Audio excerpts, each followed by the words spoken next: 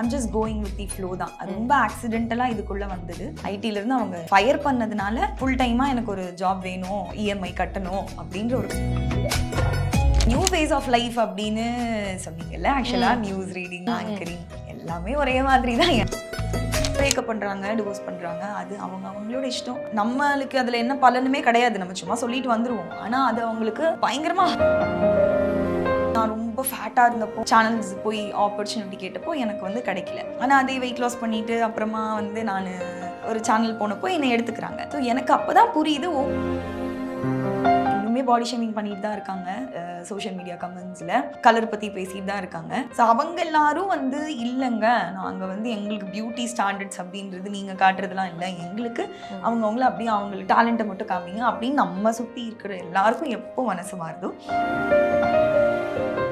Summer holidays வந்தாச்சு, நம்ம GT ஹாலிடேஸும் வந்தாச்சு. GT holidays, South India's number 1 travel brand. முதுகு வலியா, மூட்டு வலியா, கை கால் நீட்ட மடக்க இயலாமையா, அறுவை சிகிச்சை இல்லா குணம். டாக்டர் ஸ்ரீவர்மாஸ் PCR மகாராஜா தைலம். ஹாய் ஐஸ்வர்யா ரகுபதி, எப்படி இருக்கீங்க? சூப்பரா இருக்கேன். நீங்க எப்படி இருக்கீங்க? நல்லா இருக்கேன். Shruti. Yes yes, hi. Okay.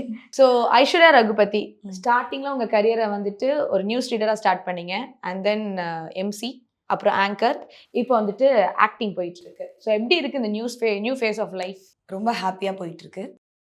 So acting அப்படின்னும் போது இப்போ நான் அடுத்து ரிலீஸ் ஆக போகிறது அதர்வா சாரோட DNA அப்படின்ற ஒரு படம். அதில் வந்து நெல்சன் வெங்கடேசன் சார் டைரக்ட் பண்ணியிருக்காங்க. சின்ன கேரக்டர் தான், பட் ஒரு நல்ல எக்ஸ்பீரியன்ஸாக இருந்தது அந்த படத்தில் வந்து ஒர்க் பண்ணது நெல்சன் வெங்கடேசன் சார் கூட.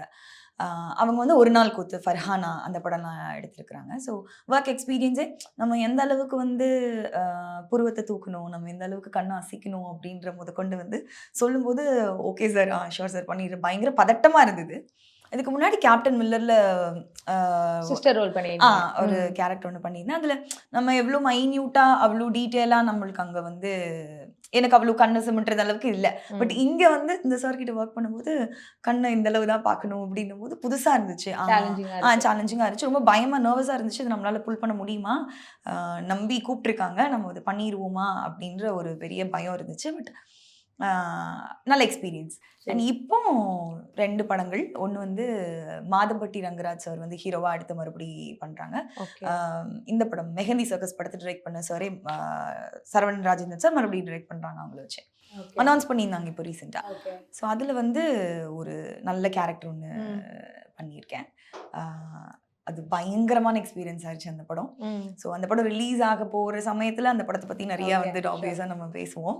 ஸோ நான் இப்போ இன்னொன்று வந்து நான் சொன்னேன்ல, நெல்சன் வெங்கடேசன் சார் வந்து எவ்வளோ கண்ணு சிமிட்டணுன்ற அளவுக்கு சொன்னாங்கன்னு, இன்னொரு படம் இப்போ ஒர்க் பண்ணிருக்கேன். அது வந்து கூழாங்கல் படத்தோட கேமராமேன் விக்னேஷ் குமுலை அப்படின்னு. அவங்க ஒரு படம் டைரக்ட் பண்ணுறாங்க. ஆப்வியஸாக இதுவுமே ஃபிலிம் ஃபெஸ்டிவலுக்கு ஃபோக்கஸ் பண்ணி தான் அனுப்புகிறாங்க. தேட்டர் ரிலீஸ் பண்ணுறது மேபி லேட் ஆகும். அவங்களுக்கு தேட்டரு நான் ஆரம்பிக்கும் போதே சொன்னாங்க, இது கமர்ஷியலாக தேட்டராலாம் நாங்கள் அதை பிளான் பண்ணல, ஃபிலிம் ஃபெஸ்டிவலுக்காக தான் எடுக்கிறோம், அதுக்கப்புறம் தான் இதை பிளான் பண்ணுறோம் எப்படின்னாங்க. ஓகே சார், நான் கூழாங்கல் பார்த்துருக்கேன், அவங்க ஒர்க் வந்து அமேசிங்காக இருக்கும். அதனால நான் சார் கண்ணை மூடிட்டு நடிக்கிறேன் சார் உங்கள் படம்னா அப்படின்னு. அண்ட் ஆப்வியஸாக ஐ மீன் அந்த ஆடிஷன் போகும்போதுமே பயங்கர இன்ட்ரெஸ்டிங்கான ஒரு ஸ்கிரிப்டாக இருந்துச்சு. ஸோ அது பண்ணிகிட்டு இருக்கேன். அங்கேயுமே அப்படி தான். இந்த ஆர்ட் ஃபிலிம் அது மாதிரியான டிரெக்டர்ஸ் வந்து கண்ணையே சுமட்டக்கூடாது. நான் அந்த படத்தில் எவ்வளோ லென்த்தி ஷார்ட்ஸ் இருக்கும். ஸோ எஸ், அதுவுமே அது இன்னும் அவங்க அனௌன்ஸ் பண்ணி கொஞ்ச நாளுக்கு அப்புறம் அதை பற்றியும் நிறையா பேசலாம். So good, life is good. And இன்னொன்று நியூ ஃபேஸ் ஆஃப் லைஃப் அப்படின்னு சொன்னீங்கல்ல. ஆக்சுவலாக நியூஸ் ரீடிங், ஆங்கரிங் எல்லாமே ஒரே மாதிரி தான் எனக்கு இருக்குது. எல்லாத்துக்குமே ஈக்குவல் எஃபர்ட் தான். வந்து நான் என்னன்னா பயங்கரமான ஒர்க்கஹாலிக். ஒரு நாளைக்கு நீங்கள் 12 மணி நேரம் வேலை செய்ய சொன்னாலும் நான் வந்து பயங்கர ஜாலியாக வேலை செஞ்சுட்டு இருப்பேன். ஏன்னா ஆரம்பிக்கும் போதே 2 கம்பெனியில் ஒர்க் பண்ணி பழகினது. நியூஸ் ரீடர், அப்புறம் ஆங்கர். ஐடியில் இருக்கும்போதும் ஐடி, நியூஸ் ரீடிங், இது மாதிரி பண்ணி ஒரு 10, 12, 18 ஹார்ஸ் கூட அப்படி ஒர்க் பண்ணி பழகினதுனால எல்லாமே ஒர்க். அது ஒரு ஜாப், இது ஆக்டிங் ஒரு ஜாப். அதுக்கு என்ன கேட்குறாங்களோ அது கொடுத்துடணும் அப்படி. ஸோ கங்க்ராச்சுலேஷன்ஸ், உங்களுக்கு நிறைய ப்ராஜெக்ட்ஸ் லைண்ட் அப்பா இருக்கு. ஸோ இப்போ ரீசெண்டாக ஜஸ்ட் பிகாஸ் கல்யாணம் அப்படிங்கிற உங்களோட வெப் சீரிஸ் வந்துட்டு ராடான் ப்ரொடக்ஷன்ஸ்ல வந்திருக்கு. ஸோ எப்படி உங்களுக்கு இந்த ஆப்பர்ச்சுனிட்டி கிடைச்சது, அதை பத்தி சொல்லுங்க. ராடான் வந்து நான் அவங்களுக்கு ஒரு சீரியல் ஒன்று ஹோஸ்ட் பண்ணியிருந்தேன். அவங்க தாயம்மா குடும்பத்தார் அப்படின்னு ஒரு சீரியல் ராதிகா மேம் நடிக்கிறாங்க. அதுக்கு வந்து ஒரு சின்ன ஃபங்க்ஷன் மாதிரி நடத்தினா அது நான் தான் ஹோஸ்ட் பண்ணேன்.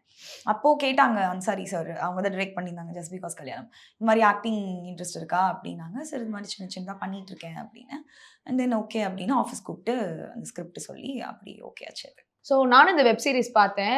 ரொம்பவே ஒரு போல்டான மெசேஜை பியூட்டிஃபுல்லாக டெலிவர் பண்ணியிருந்தீங்க.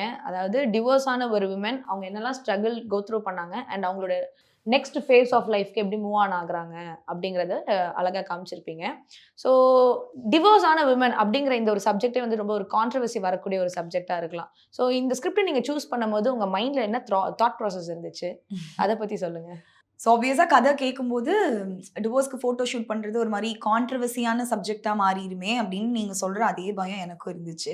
ஏன்னா சின்ன சின்ன கான்ட்ரவர்சி எனக்குமே ஆல்ரெடி நான் ஃபேஸ் பண்ணியிருந்ததுனால இது மறுபடியும் அப்படியே நம்ம போய் இது பண்ணுற மாதிரி ஆகிடும், வேண்டாம் அப்படின்ற ஒரு பயம் இருந்துச்சு. பட் முழுசாக ஸ்கிரிப்டை படித்ததுக்கு அப்புறமா வந்து ரொம்ப நியாயமாக இருந்துச்சு. கடைசியில் கிளைமேக்ஸை படிக்கும் போதே தெரியும் அவங்க வந்து டிவோர்ஸ் பண்ணுறதுக்கான ஏன் பண்ணாங்க அப்படின்றதுக்கான ஒரு பெரிய ஜஸ்டிஃபிகேஷன் இருந்துச்சு. அதே மாதிரி தான் ரியல் லைஃப்லேயுமே அவங்களுக்கு இதுதான் சரி, இல்லைங்க இதுக்கு மேலே என்னால் ஒருத்தவங்களோட லைஃப் வந்து ரன் பண்ண முடியாதுன்னு அவங்க டிசைட் பண்ணும்போது பர்சனலாக 2 பேருமே பேசி, இல்லை ஒருத்தருக்கு பிடிச்சி ஒருத்தருக்கு பிடிக்கல ஏதோ ஒரு காரணத்தினால டிவோர்ஸ் பண்ணிடுறாங்க. பட் நம்ம அதில் ஜட்ஜ் பண்ணி இல்லை நம்ம போய் அதை வந்து பேசி என்ன நடக்க போகுது, அவங்களுக்கு முடியல அவங்க பிரிஞ்சுட்டாங்க, அது அவங்களோட சாய்ஸில். அண்ட் இது மாதிரியான ரொம்ப ஸ்ட்ராங்கான ரீசன்ஸ் இருக்கும்போது ஆப்வியஸாக அவங்களுக்கு வேறு வழியும் கிடையாது. வெப் சீரீஸ்லேயே டயலாக்ஸ் இருக்கும், என்னது கொஞ்சம் அட்ஜஸ்ட் பண்ணி போயிருக்கலாம்ல, கொஞ்சம் விட்டு கொடுத்து போயிருக்கலாம்ல அப்படின்னு தான் வந்து எல்லாரும் சொல்லுவாங்க. ஆனால் அதை கோத்ரூ பண்ணுற பர்சனலாக அவங்களுக்கு தானே தெரியும் அவங்க என்ன நடக்குது, என்ன பண்ணிட்டு இருக்கு, தாங்கவே முடியலன்ற போது பிரிகிறாங்க, பிரேக்கப் பண்ணுறாங்க, டிவோர்ஸ் பண்ணுறாங்க. அது அவங்களோட இஷ்டம். அது நம்ம போய் சொல்லி இல்லை நம்ம கமெண்ட் பண்ணுறதுனால இல்லை நம்ம சொல்கிறதுனால நம்மளுக்கு அதில் என்ன பலனுமே கிடையாது. நம்ம சும்மா சொல்லிட்டு வந்துடுவோம். ஆனால் அது அவங்களுக்கு பயங்கரமாக ஹர்ட்டிங்காக இருக்கும். ஒன்று ஆல்ரெடி ஒரு டிப்ரெஷனான ஒரு ஸ்டேட்டில் இருப்பாங்க. அது போய் நம்ம யாருனே தெரியாத யாரோ போய் அவங்களுக்கு வந்து ஒப்பீனியன் கொடுக்கும்போது ஒரு ஸ்டேட்மெண்ட் நம்ம சொல்லும்போது அது அவங்கள பயங்கரமாக கஷ்டப்படுத்தும். அதை நம்ம பண்ணக்கூடாது. அதை தான் அந்த சீரீஸில் பேசியிருப்பாங்க. அது ரொம்ப நல்லா ரொம்ப அழகான பாசிட்டிவான வழியில் பேசியிருப்பாங்க. டிரெக்டர் சாரோட கான்செப்ட்மே எப்படி இருந்துச்சுன்னா, இப்போ இங்கே டிவோர்ஸ் பண்ண அந்த ஃபோட்டோ ஷூட் பண்ணவங்க கூட அந்த இதெல்லாம் கொளுத்தி அவங்க ஃபோட்டோஸ் எல்லாம் எரிச்சு அது மாதிரிலாம் பண்ணியிருந்தாங்கன்னு நினைக்கிறேன். வெளிநாட்டிலையுமே இது மாதிரி பண்ணியிருக்காங்க. இது வந்து ரொம்ப என்னது ரொம்ப அமைதியாக அவங்க அந்த டிவோர்ஸ்க்கு அப்புறம் அவங்க அந்த பொண்ணு லைஃப் எப்படி இருக்குது அண்ட் இண்டிபெண்ட் விமன் அப்படின்றது தான் வந்து அந்த டிவோர்ஸோட கான்செப்டாகவே சொல்லி அப்படி ஒரு ஃபோட்டோ ஷூட் அப்படின்னு எனக்கு ஒயிட் கலர் சாரியில் இந்த ரெஃபரன்ஸ் காட்டும்போது I was like why not, நல்லா இருக்கே, கரெக்ட் தானே, இவங்க சொல்கிறது விஷயம் வேலிடான விஷயம் தானே அப்படின்னு சொல்லி பண்ணலான்னு தைரியமா பண்ணேன். Super super great. ஸோ இது வெப் சீரிஸ் தவிர்த்து ரியாலிட்டிலுமே பார்த்தீங்கன்னா ஒரு டிவோர்ஸ் ஆன விமன் அப்படின்னாலே வந்துட்டு ஜட்மெண்ட்லாம் பார்க்குற சொசைட்டியில் அந்த டிவோர்ஸ் ஆன விமன் செகண்ட் மேரேஜ் பண்ணுறாங்கன்னா முடிஞ்சது, அது வந்துட்டு ரொம்பவே ஜட்மெண்டலாக பார்த்து எப்படி நீ பண்ணலாங்கிற மாதிரி தான் பேசுவாங்க. ஆனால் இதுவே ஆண்களுக்கு அப்படி இல்லை. ஆண்களுக்கு டிவோர்ஸ் ஆயிடுச்சு, 2வது மேரேஜ் பண்ணுறதுங்கிறது ஒரு காமனான விஷயம் தான் கம்பேர்ட் டு விமன். ஸோ இது இப்படி இருக்கிறத நீங்கள் எப்படி பார்க்குறீங்க, உங்க ஒப்பீனியன் பத்தி சொல்லுங்க. நீங்களே சொல்லிட்டீங்க, இவங்களை இப்படிதான் பாக்குறாங்க, இவங்களை வந்து இன்னும் வந்து அது மாறவே இல்லை அப்படின்றதுதான் நம்ம எல்லாருக்குமே தெரிஞ்ச அந்த தரிசனமான உண்மை. இங்கேயாச்சும் நம்ம இப்போ நம்ம சென்னை சிட்டிஸ்லாம் நிறையவே வந்து மாறி இருக்கு. அங்கே ஒரு விமனா இருந்தாலுமே நம்மளுக்கு ஒரு மேரேஜ் பிடிக்கல, டிவோர்ஸ் பண்றாங்க, அடுத்த கல்யாணம் பண்ணிக்கிறதுக்கு அவங்களுக்கு வந்து அதை சொல்றதுக்கு ஃபேமிலியில சப்போர்ட் பண்றதுக்கு இப்போ நிறையவே மாறிடுச்சு. நான் வில்லேஜில் இருக்கவங்களெல்லாம் வந்து நான் நினச்சி பாருங்களேன், நானும் எனக்கு ஒரு ஃப்ரெண்டெல்லாம் இருக்காங்க, அவங்கெல்லாம் சொல்லும்போது இந்த கதையை பற்றி தான் நாங்கள் டிஸ்கஸ் பண்ணும்போது இங்கே இருக்கவங்க வந்து ஒரு வேளை ஹஸ்பண்ட் இறந்துட்டாங்க இல்லை டிவோர்ஸ் பண்ணுறாங்க, ஏதோ ஒரு காரணத்தினால அவங்க தனியாக இருக்கிறாங்க அப்படின்னும் போது இன்னொருத்தவங்களை வந்து அவங்க நினச்சி கூட பார்க்க கூடாது. எஸ்பெஷலி பெண்கள் தான் அங்கே கிராமத்தில் இன்னும் மோசமாக இருக்குது. ஸோ அங்கேயும் மாறணும், நம்ம ரொம்ப வருஷமாக மாறணும்னு சொல்லிட்டு தான் இருக்கோம். ஸோ இப்போ இந்த வெப் சீரிஸை மொத்தம் 7 எபிசோடாக பண்ணியிருக்கீங்க அண்ட் கடைசியில் வந்துட்டு ஒரு மாதிரி ஓப்பன் எண்டிங்கோட முடிச்சிருப்பீங்க. ஏன் 7th எபிசோட முடிச்சிருக்கீங்க, வை நாட் நெக்ஸ்ட், அதை பற்றி சொல்லுங்கள். ஸோ அதான் என் ஃப்ரெண்ட்ஸ் கூட கேட்டாங்க, என்ன அப்படியே முடிஞ்சிருச்சு அவ்வளோதானா, என்ன ஆச்சு, உங்களுக்கு பிடிச்சதா இல்லையா, சிரிச்சுட்டு போயிட்டீங்க அப்படின்னாங்க. இது சீசன் 2 மாதிரி எதுவும் பிளான் பண்றாங்களா என்னன்னு தெரியல. சரி இப்படி ஒரு கான்செப்ட் முதல்ல எடுப்போம். இது எப்படி இருக்கு, எப்படி ரீச் இருக்கு, எப்படி அக்செப்ட் பண்றாங்கன்னு பார்த்துட்டு பண்ணலான்ற ஐடியால இருக்கிறாங்கன்னு நினைக்கிறேன். So S. ஓகே. ஸோ நீங்க இப்போ ராடான் மீடியா அந்த ப்ரொடக்ஷன்ஸோட கொலாபரேட் பண்ணியிருக்கீங்கல்ல. ஸோ ராதிகா மேம் அவங்கள பார்த்து பேசுற சான்ஸ் கிடைச்சதா? அவங்க என்ன சொன்னாங்க?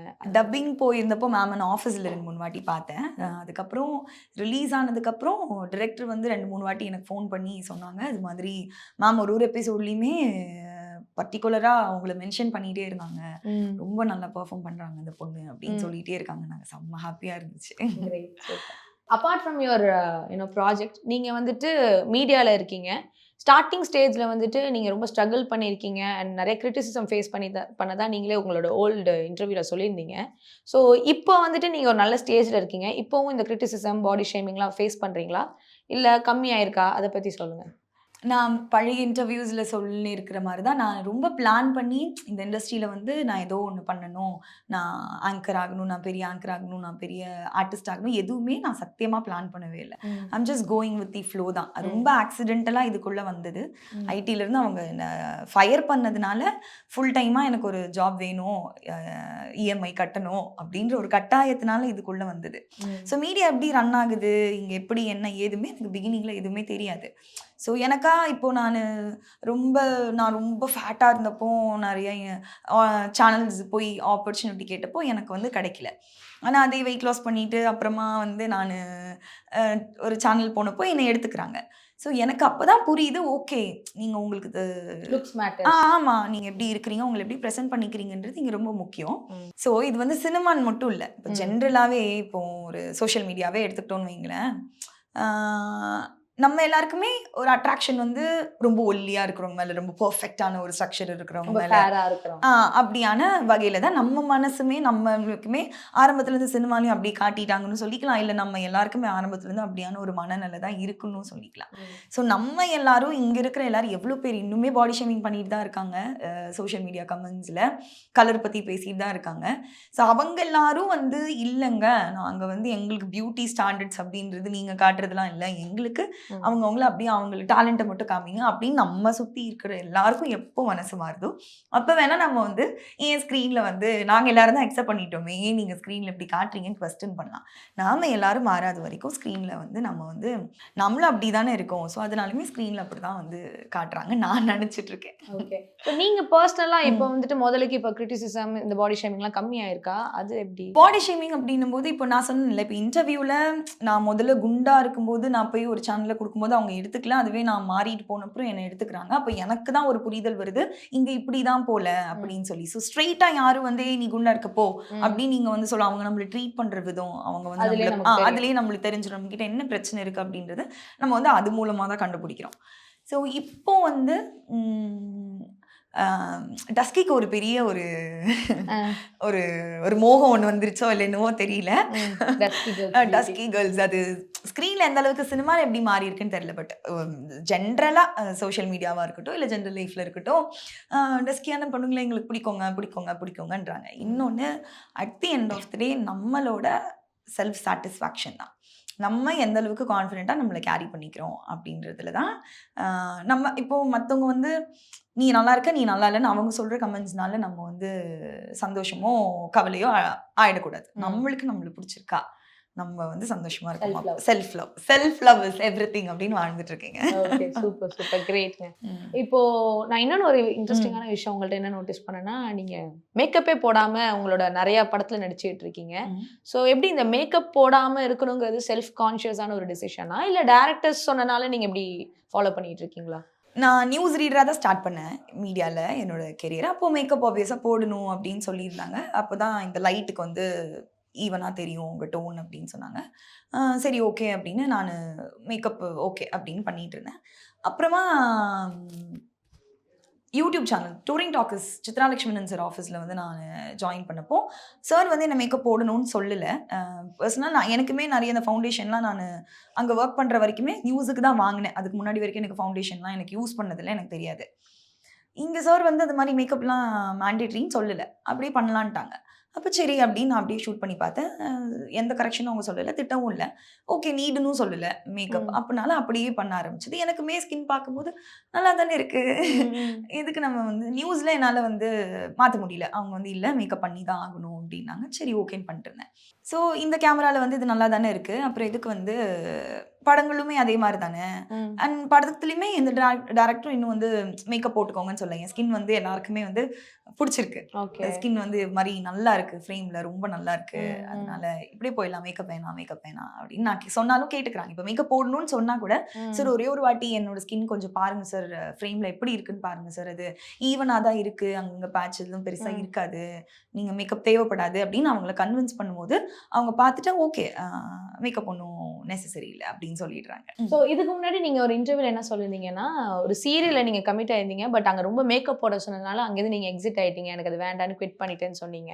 ஸோ யூஸ்வலாக பொண்ணுங்க வந்துட்டு மேக்கப் போட்டால் தான் எனக்கு செல்ஃப் கான்ஃபிடென்ஸ்லாம் வருதுன்னு சொல்லுவாங்க. ஆனால் உங்கள் ஸ்டேட்மெண்ட் அப்படியே ஆப்போசிட்டாக இருக்குது. எனக்கு மேக்கப் போட்டால் செல்ஃப் கான்ஃபிடென்ஸ் குறையுதுன்னு சொல்கிறீங்க. ஏன், எதனால்? உங்கள் மேக்கப் ஆர்டிஸ்ட் நல்லா அமையலையா, இல்லை உங்களுக்கு ஜென்ரலாகவே வந்துட்டு மேக்கப் பிடிக்காதா? மேபி இப்போ டஸ்கி டோனா இருக்கிறவங்களுக்கு வந்து நிறைய பேருக்கு வந்து நான் பார்த்த வரைக்கும் அவங்க டோனே ஒரு சிலருக்கு ரொம்ப அழகா இருக்கும். நான் என்னன்னு சொல்லலை, அவங்க நேச்சுரல் ஸ்கின்னே ரொம்ப நல்லா இருக்கும். அதே மாதிரி நானுமே ஸ்கின்னை வந்து ஆக்சுவலி நீங்க பிகினிங்ல ஒரு மாதிரி கான்ஃபிடன்ஸ் இல்லாத ஆள் தான் நான். ஹானஸ்ட்டாக சொல்லணும்னா சுற்றி இருக்கிற எல்லாரும், என் ஃப்ரெண்ட்ஸு இல்லை புதுசாக இப்போ யூடியூப்பில் கமெண்ட்ஸு எல்லாரும் பாசிட்டிவாக சொல்ல தான் எனக்கு வந்து உண்மையாகவே என்னை வந்து ஓகே நம்ம மேக்கப்பே இல்லாமல் நம்ம ஸ்கின் நல்லா தான் இருக்கு போல் அப்படின்ற கான்ஃபிடென்ஸே சுற்றி இருக்கிறவங்க மேபி கொடுத்ததா கூட இருக்கலாம். சின்னதுலேருந்து மேக்கப் பண்ணிக்கணும் அப்படின்லாம் ஆசைப்பட்டதில்லை. ஸ்கூலில் படிக்கும் போதெல்லாம் அது மாதிரி ஃப்ரெண்ட்ஸும் கிடையாது நிறைய மேக்கப் பண்ணிக்கிறவங்க. ஃபவுண்டேஷன் அப்படின்னா உண்மையாகவே 12th முடிக்கிற வரைக்கும் ஃபவுண்டேஷன்லாம் பார்த்ததே கிடையாது. அப்புறமா ஸ்டெல்லா மேரேஜ் போனதுக்கு அப்புறமா தான் அங்கே தான் தெரியுது, இன்னும் இவ்வளோ பெரிய உலகம் இருக்கா, இவ்வளோ அழகழகாக இருக்காங்க விதமான பெண்கள். மினி கூப்பரில் வராங்க, சூப்பராக இருப்பாங்க மலையாள பொண்ணுங்களாம். ஆணும் உட்காந்து பார்த்துட்டு இருப்போம், இப்படி இருக்காங்களே அப்படின்னு. அப்போவுமே அங்கதான் எனக்கு இருக்கிற செல்ஃப் கான்ஃபிடன்ஸ் எல்லாம் மொத்தமா குறையுது.